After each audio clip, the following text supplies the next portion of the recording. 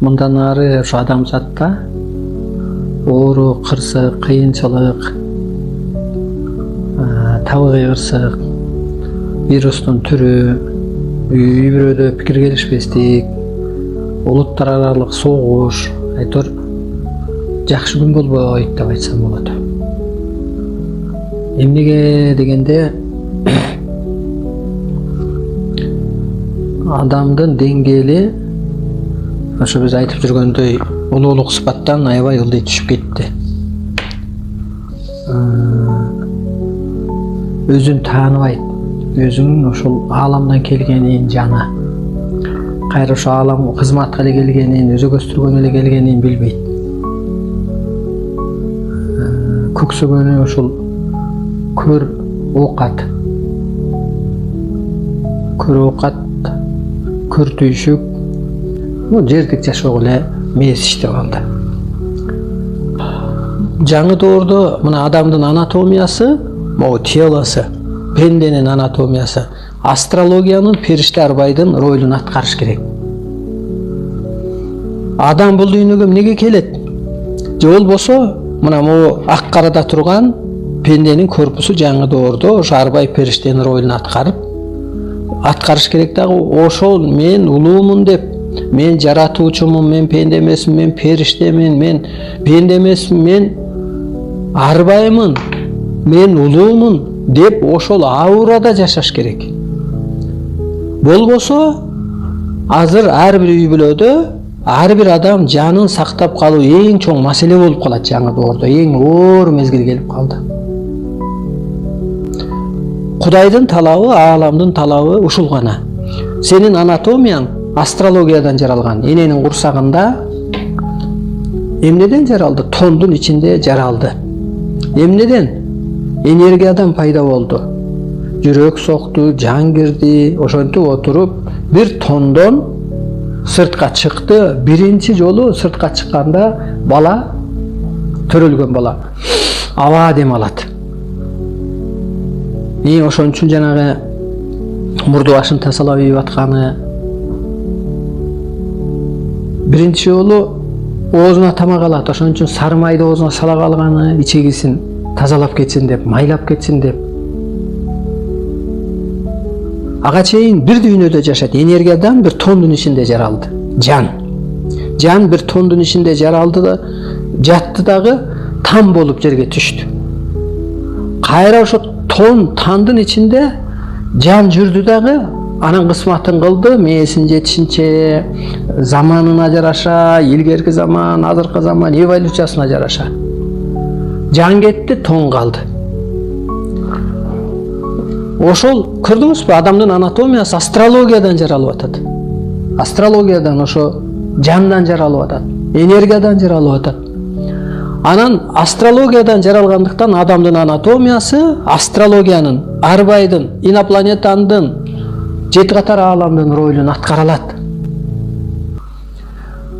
Ошол мен деп жаңы доордо мурун мен аялмын, оокатым калып калды, эрмин, оокатым калып калды, балдарды багыш керек эле дегенде бир психологияда жашаса, азыр болсо мен улуумун деп, мен жаратуучумун деп, мен куткаруучумун деп,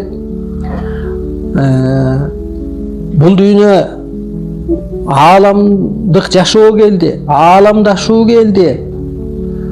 Менин анатомиям астрология ролун аткарыш керек. Мен элчимин, мен ааламдын сөзүмүн, мен арбайдын жүзүмүн, мен табияттын өзөгүмүн деп өзүн башкача жаңыдан кабылдап, ошо психология өзгөрүш керек. Мына могу новая цивилизация деген ошо психологиянын өзгөрүшү керек.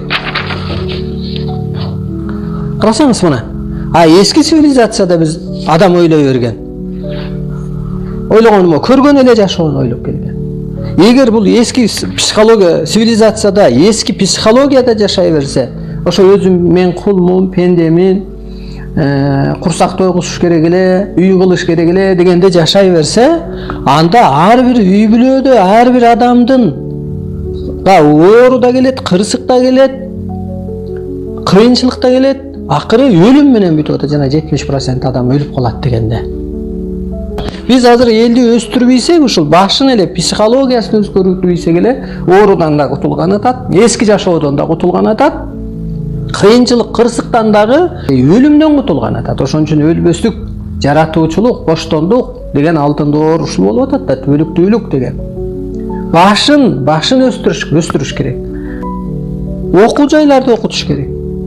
Жаңы доор, эски доордун айырмачылыгын, арбай менен адамдын айырмачылыгын, азыркы кризис жашоону, анан өскөн адамда жаңы доордо жаңыча саясат болуп калат. Азыр бирөөлөр сурайт да, ооба мунун баары жакшы экен, саясат эмне болот депчи. Адамдар улуулук өтсө, улуу адамдар отурса, улуу сөздөр сүйлөйт. Баягы умный адамдар или баардык нерсени маселе болсо да, бизнес болсо дагы жөн эле мирным путем решать этет.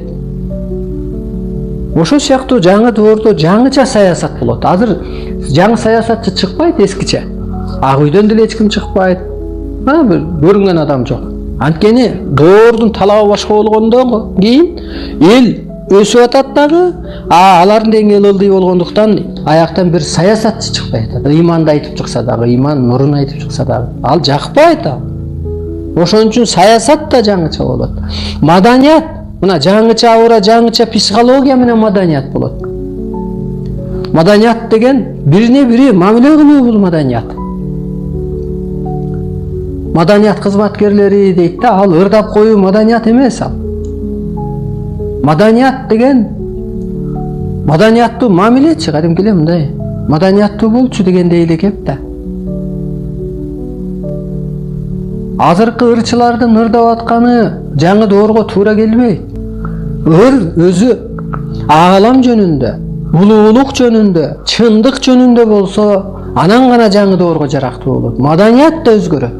Билим берүү азыркы жөн эле болбогон нерсе, бул табылма илимдин эч сыры жок.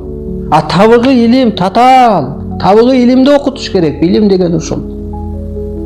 Диндегилер ошо мен илим деп чыкканда айналарды илим деп алыптыр.